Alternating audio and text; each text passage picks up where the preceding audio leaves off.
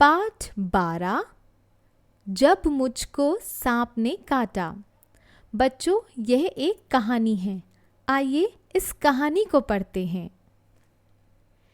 एक दिन मैंने अपने अहाते में एक छोटा सा सांप रेंगते देखा। वह धीरे धीरे रेंग रहा था। मुझको देखते ही वह भागा और वहीं पर पड़े हुए नारियल के एक खोल में घुसकर छिप गया।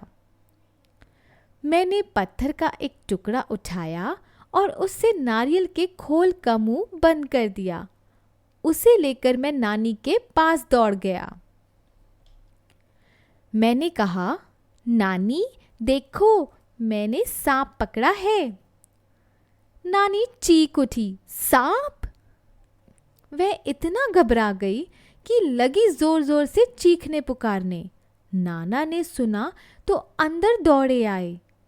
अब उन्हें पता चला कि नारियल के खोल के अंदर सांप है, तो उन्होंने मेरे हाथ से उसे छीनकर दूर फेंक दिया। नन्हा सांप बाहर निकल आया और रेंगता हुआ पास की झाड़ी में गायब हो गया। नाना ने मुझसे कहा, खबरदार, फिर कभी सांप के पास मत जाना, सांप बहुत खतरनाक होता है। उसी दिन शाम को मैं एक बर को पकड़ने की कोशिश कर रहा था कि उसने काट खाया। बड़ी जोर से दर्द उठा। मुझे दर्द से कहराते देखकर नानी ने सोचा कि मुझे सांप ने काट लिया है। मैंने दौड़कर नानी को उंगली दिखाई। उन्होंने जल्दी से नाना को पुकारा। नाना तुरंत दौड़ आए और मेरी उंगली को देखा। जहां बर ने काटा था वहां नीला निशान पड़ गया था। वे चट मुझे गोद में उठाकर बाहर भागे। बाग और धान के खेतों को पार करके भागते भागते वे अपने घर से दूर एक छोटी सी झोपड़ी के सामने जाकर रुके। वहां पहुंचते ही उन्होंने आवाज लगाई। एक बूढ़ा आदमी बाहर निकला। वह सांप के काटने का मंत्र जानता था। नाना ने उससे कहा, इस बच्चे को सांप ने काट लिया है, इसकी झाड़ फूंक कर दो। बूढ़ा मुझे झोपड़ी में ले गया। उसने मेरी उंगली देखी और बोला, चुपचाप बैठो, हिलना डुलना मत। फिर पीतल के बर्तन में पानी लाया और मेरे सामने बैठकर मंत्र पढ़ने लगा।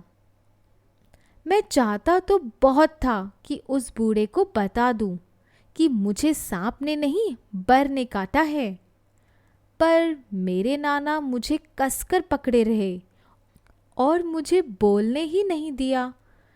जैसे ही मैं कुछ कहने को मुंह खोलता, वे डांट कर कहते, चुप। डर के मारे मैं चुप हो जाता। हमारे पीछे पीछे हमारी नानी कई लोगों के साथ वहां आ पहुंची।